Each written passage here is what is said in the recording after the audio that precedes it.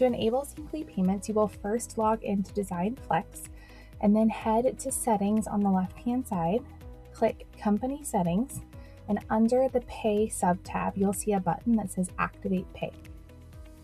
When you click the Activate Pay button, a pricing pop-up will appear for you to confirm the fees for Cyncly payments. After clicking the Activate Pay button, you will be taken directly to the Cyncly Payments application. You will also receive the following email to your inbox, providing you a link to begin your application. The first merchant application screen that you will need to complete is the business section. All fields with a red asterisk are required.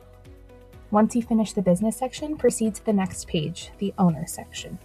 If you need to return to the previous section, use the menu options located in the upper left-hand corner of the screen. Be sure to complete all required fields for each owner, then click the Add button. If you have additional owners who have 25% or more ownership, you must click the Add a Business Owner link.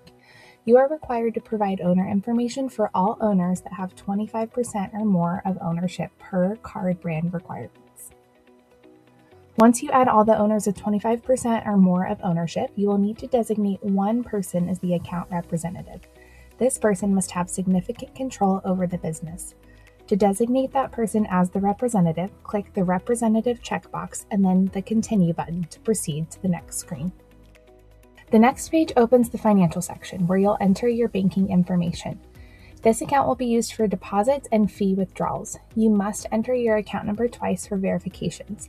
If the numbers do not match, you'll see an error message noting account number does not match.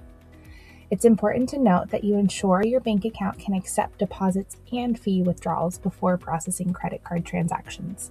After clicking Save on the financial screen, you will see the page here. Click Remove to update your bank account info or continue if no changes are needed.